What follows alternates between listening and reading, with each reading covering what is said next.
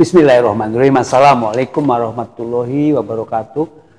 Para pemirsa Masumi TV dimanapun berada, seluruh Indonesia tentunya, pengurus-pengurus Masumi dan juga penonton sekalian, kita berharap teman-teman seluruh Indonesia, pengurus Partai Masumi dan juga penonton masyarakat umum menyaksikan acara kita hari ini. Sore hari ini kita akan mendengarkan ini tentang 26 tahun reformasi. Jadi tanggal 21 1998 ya, itu terjadi reformasi di mana tumbangnya Orde Baru, kemudian bangkitnya Orde Reformasi.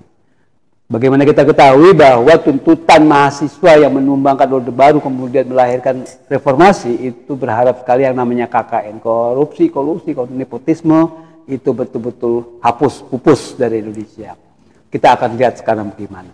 Selain itu kita ketahui juga yang namanya otoritarianisme kemudian militerisme masih juga akan kelihatannya makin ada, malah istilahnya akan tumbuh subur ke depan ini. Kita berharap tidak itu terjadi, tapi kita agak khawatir itu akan terjadi. Begitu juga ekonomi kesejahteraan, kita ketahui bahwa pada awal-awal reformasi itu memang bagus ya, awal-awal reformasi ekonomi Indonesia itu bangkit ya, karena B.J. Habibie sebagai presiden itu berhasil gitu ya. Ada yang namanya social safety net, itu berhasil menumbuh kembangkan industri-industri berbagai di daerah, kemudian pekerja dan penghasilan masyarakat di seluruh daerah itu tumbuh, walaupun pada saat itu baru ada selesai tuntas, belum selesai tuntas 100% yang kita sebut dengan krisis moneter. Dan B.J. Habibie luar biasa, itu kita kenang karena berhasil memperkuat rupiah yang tadinya 16.000 sampai tinggal 6.500, hampir mendekati harga normal di 2.500 pada tahun 1999, 1 tahun setelah reformasi. Kita lihat sekarang kondisi ekonomi. Nanti kita akan bahas dengan Pak Ketua Umum Partai Masumi, Bapak Ahmad Yani SHMH. Akan melihat bagaimana KKN, bagaimana istilahnya dengan politik yang kita ambil pada hari ini. Ya, kita ketahui indeks kebebasan sipil saja sekarang 59, apalagi nanti ditambah dengan undang-undang penyiaran yang baru yang katanya akan membatasi ruang gerak daripada investigasi jurnalistik. Itu luar biasa, udah menjatuhkan semangat mahasiswa, rekan-rekan mahasiswa yang dulu menumbangkan Orde Baru dan membangkitkan reformasi. Setelah 26 tahun berlalu nih, kita semua tahu apakah membaik atau memburuk. Kalau kita lihat daripada realitas yang ada saat ini, cita-cita besar itu sebagian besar terabaikan. Bahkan dihianati. Faktanya KKN kini semakin merajalela. Indeks korupsi Indonesia skornya merah. Menurut Transparansi Internasional hanya mendapat skor 34 pada tahun 2024 ini. Kesejahteraan rakyat tak kunjung datang. Angka pertumbuhan ekonomi ya, hanya di kisaran 5% saja.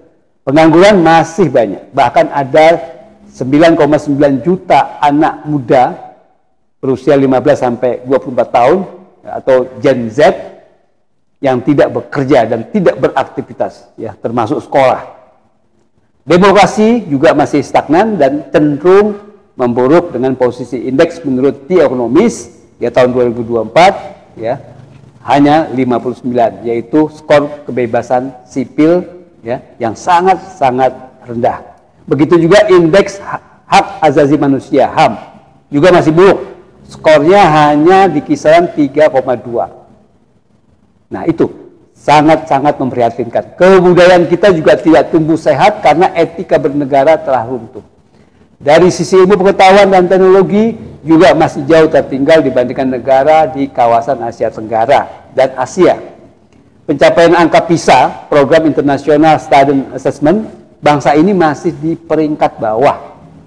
Bahkan skor rata-rata IQ Indonesia saat ini termasuk negara yang mengalami gangguan intelektual. Karena skor rata-ratanya hanya mencapai 78,49. Luar biasa rendah. Ya, 78,49. Mohon maaf, kera aja itu sekitar 50-an. ya. Jadi udah mendekati itu sangat-sangat rendah. Mohon maaf sekali, ini sangat-sangat luar biasa data-data ini. Gimana kira-kira nih Pak Ketua Umum ini melihat 26 tahun reformasi kita yang ya, Pak Eri memang hari ini pas 26 tahun proses reformasi. Oke. Dan kita ini kan bagian dari proses reformasi itu. Ya. Kita adalah angkatan 80-an. Ya. Ya kan kalau kita lihat angkatan tuh ada angkatan 40-an, ada angkatan 30, ada angkatan pujangga, ya kan? Angkatan kaum pergerakan, angkatan kemerdekaan, terus angkatan tahun 50-an, angkatan tahun 60-an, angkatan 70-an, kita adalah angkatan tahun 80-an. Ya. Yang kita masuk di dalam angkatan itu tak kalah konsolidasi Orde Baru sudah tuntas. Ya, betul. Orde Baru sedang kuat-kuatnya. Betul. Tapi tetap kita lawan pada waktu itu. Azas tunggal ya, berbagai macam lah. Kenapa kita ingin melawan Orde Baru pada waktu itu? Karena janji-janji Orde Baru, yaitu tampil menggantikan Orde Lama itu tidak terwujud, yaitu melaksanakan Pancasila dan Undang-Undang Dasar 45 secara murni dan konsekuen. Kita lihat terjadi penyimpangan-penyimpangan yang begitu luar biasa, bahkan memberikan kesempatan kepada tumbuhnya para konglomerat pada waktu itu, yang tempat mereka menjadi besar bukan karena kerja, karena kecerdasan, bukan dengan keringat, tapi karena fasilitas-fasilitas yang diberikan oleh negara. Jadi sekarang ini yang generasi kedua, generasi ketiga yang mereka yang sekarang ini, termasuk kelompok Salim, ya kan, betul, kelompok Sinarmas, kelompok Barito Pasifik, Eka Cipta dan lain sebagainya, itu yang selama ini dibesarkan oleh kebijakan-kebijakan Orde Baru. Kalau mau dikatakan kita pada waktu adalah kelompok-kelompok non pribumi. Berbeda dengan Pak Karno, Bung Karno, dia dengan program bantengnya pada waktu itu bagaimana memfasilitasi tumbuhnya pengusaha-pengusaha pribumi sehingga muncul Asimning, terus muncul Bakri, terus muncul di Palembang atau Bayumi, bermuncul berbagai macam lah pengusaha-pengusaha yang dari Aceh itu siapa namanya terkenal tuh Hakam Hakam dan lain sebagainya. Betul. Nah, tapi di ujungnya memang terjadi kekuatan memusat, ya kan? Apalagi Bung Karno berkelindan dengan yang namanya komunis PKI, sehingga menciptakan kekuasaan monolitik, ya kan? Dengan ide Bapak revolusi belum selesai. Maka dia ditumbangkan oleh angkatan 66 gitu. Angkatan 66 maka muncul yang namanya Orde Baru. Tapi Orde Baru terus juga seperti itu tidak memberikan harapan. Walaupun kita pada waktu itu kita lihat nih ada sekelompok orang, ini Pak Eri ya, harus kita lihat ada sekelompok orang, sekelompok golongan, tak kala Pak Harto mencoba kembali ke rel yang sesungguhnya, yaitu ekonomi kerakyatan, memperhatikan pribumi, dekat dengan Islam, yang maka terkenal Ijo Royo seperti itu. Bagaimana Pak Harto juga di Tapos, ya kan, di Bali, di Jimbaran meminta mereka yang sudah besar-besar itu untuk menyisihkan keuntungan mereka, ya kan, tapi dilawan oleh kelompok-kelompok itu. Nggak mau mereka ya? Mereka tidak mau, ya kan, seperti itu. Akhirnya bagaimana Pak Harto ingin mencoba, tapi disitulah terjadi. Sesungguhnya kalau kita mau jujur, saya menyesal betul. Ikut dalam arus perubahan itu, menyesal betul, Pak Eri. Menyesal betul. Karena ternyata apa yang kita impikan 26 tahun lalu itu semakin buruk hari ini. Yang isu pada waktu kita menumpangkan Orde Baru, yaitu kita melawan yang namanya KKN, kolusi, korupsi, dan nepotisme. Kita melawan yang namanya dulu yang disebut konglomerasi, ya.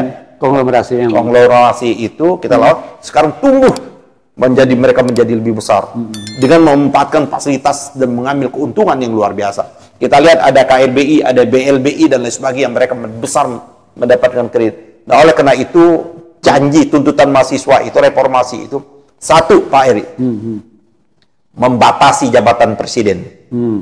Itu sesungguhnya awalnya itu, karena presiden pada waktu Pak Harto dipilih berkali-kali sampai 6 kali 5 30, Ya, betul. Ya kan, tidak ada batasan karena salah menginterpretasikan.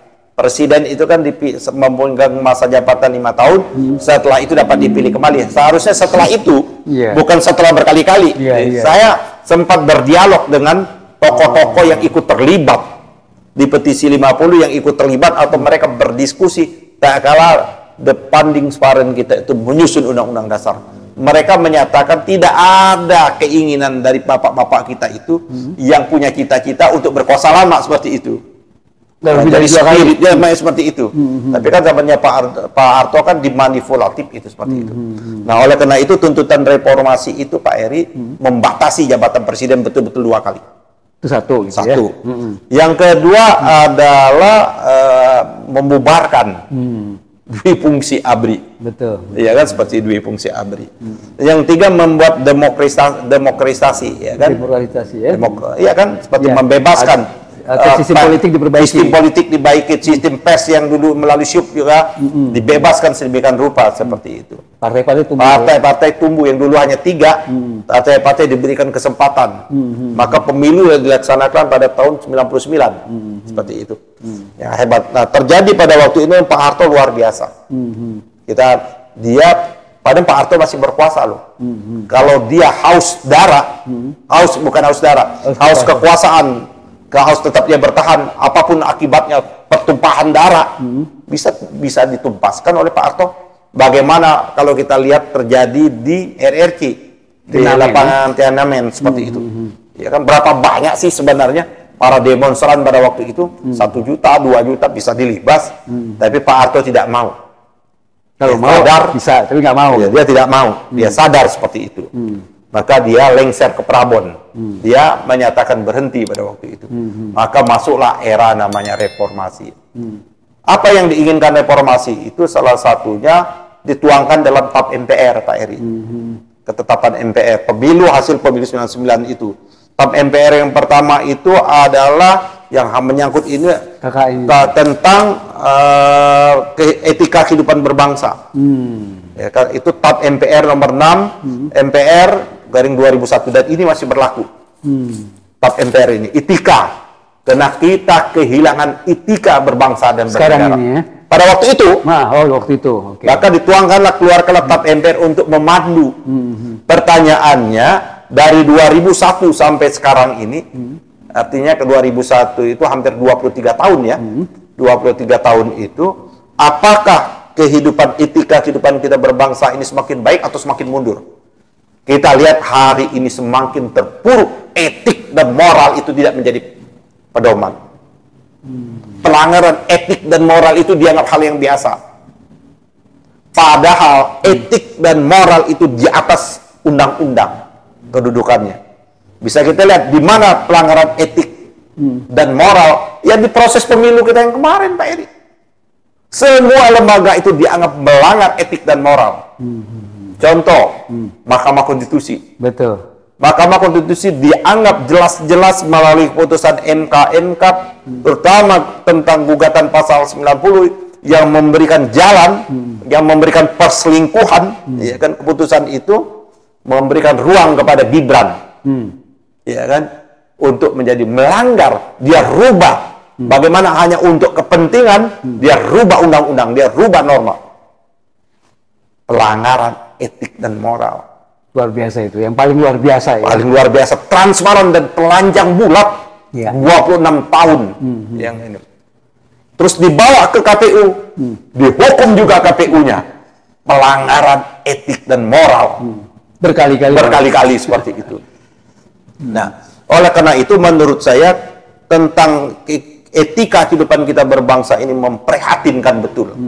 Ya kan? Itu. Yang kedua, MPR juga adalah mengeluarkan TAP MPR nomor 11 MPR 98 ini untuk melawan nepotisme. Padahal pada waktu itu nepotisme itu hanya Mbak Tutut aja ya, menjadi Menteri Sosial. Ya kan?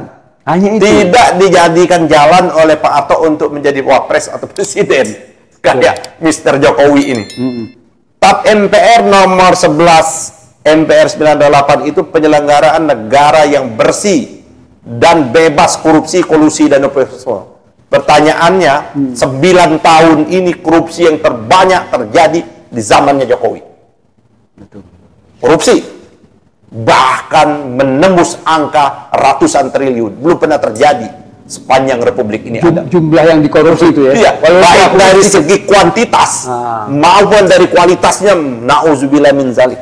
Tidak ada dalam bayangan kita, luar biasa. Bahkan yang luar biasa itu mengkorupsi dalam keadaan kita bencana. Covid.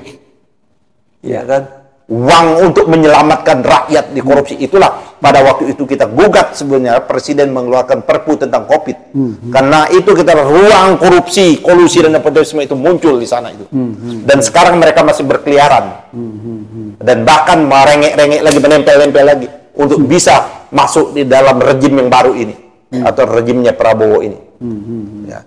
Apa kolusi? Waduh, luar biasa. Luar biasa. Terjadi hengki-pengkinya, Pak Eri. Nepotisme, ini puncaknya sekarang.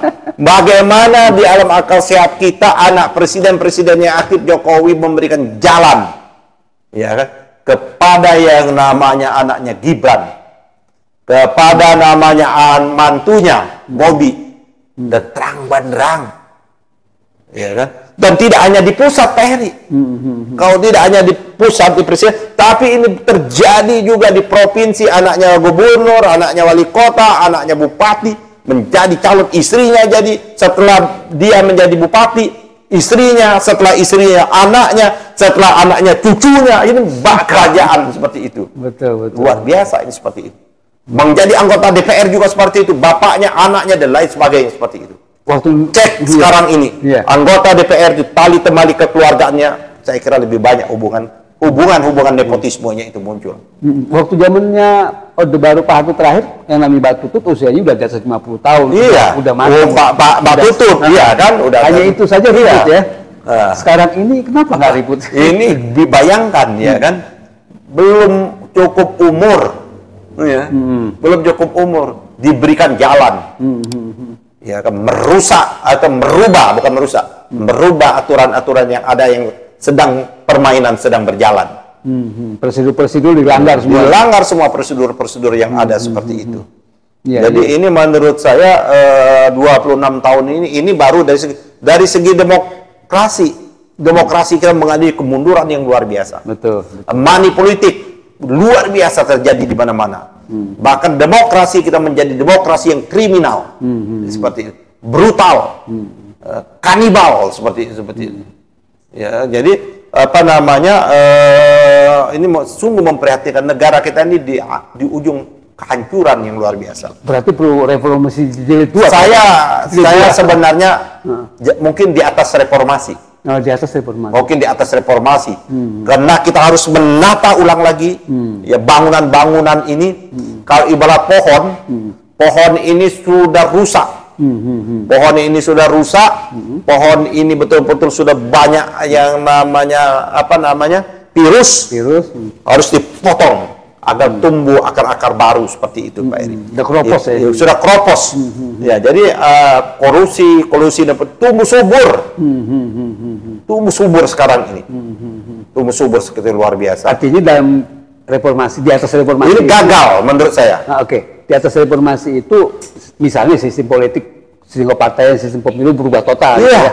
Kan dari situ sebetulnya. Ya, itu menurut saya separuh kerusakan Republik ini diakibatkan oleh sistem kepartaian dan sistem kepemiluan kita. Yang harus dilakukan tidak hanya reformasi, mungkin revolusi untuk melakukan perubahan itu. Artinya di atas reformasi maksudnya di atas reformasi ya revolusi. Ya, seperti itu. Maka orang-orang yang bersalah itu harus kita kejar dan kita minta pertanggungjawabannya. Seperti itu. Gimana caranya untuk itu caranya yang perlu kita PR kita itu ya. PR kita. Jadi 26 tahun kasihan kita. Tapi yang lebih aneh lagi, kawan-kawan kita, adik-adik kita yang seumuran kita, ada adik seumuran kita di bawah kita yang dulu berjuang di jalanan, yang dulu meneriakkan reformasi, sekarang dia terlibat membusukkan reformasi itu sendiri. Menjadi benalu dia, menjadi akar keropos di dalam proses ini yang ada ini, yang bergelimbangan mereka dengan melakukan namanya Walaupun nggak semuanya, ada yang bagus-bagus juga. Iya, tapi kita lihat. Tapi hari ini saya senang masih ada sebagian dari aktivis 98 berkumpul. Kita tidak sempat ya hadir, tidak sempat berada di jalan proklamasi mengingatkan. Saya lihat juga di gambar yang dikirim Adinda Ubed, mereka memberikan simbolisasi atau memberikan semacam metafora. Mereka letakkan tengkorak-tengkorak dan letakkan batu nisan. Apa tengkorak-tengkorak manusia yang korban dari reformasi? Tidak hanya 6 mahasiswa yang hilang, banyak yang seperti itu. Belum lagi kasus penculikan dan lain sebagainya. Betul. Jadi oleh karena itu menurut saya Pak Eri 26 tahun kita gagal mewujudkan cita-cita reformasi. Oleh karena itu perlu kita lakukan evaluasi ulang. Dengan revolusi. Iya. Tingkatnya di atasnya reformasi, di atas reformasi. Entah apa namanya seperti itu. Oke. Terima kasih Pak Ketua Umum. Pemirsa TV Masyumi dan namanya channel, mohon untuk like dan subscribe acara kita ini, tentunya juga dengan share dan komen. Kan indeks korupsi kita memprihatinkan, indeks demokrasi kita memperhatikan, Gini rasio kita memperhatikan. Betul. Utang kita menumpuk luar biasa. Iya, betul. Nanti kita akan bahas lagi di momen yang lain, di sesi yang lain. Terima kasih pemirsa semuanya. Billahi taufiq wal hidayah. Wassalamualaikum warahmatullahi wabarakatuh.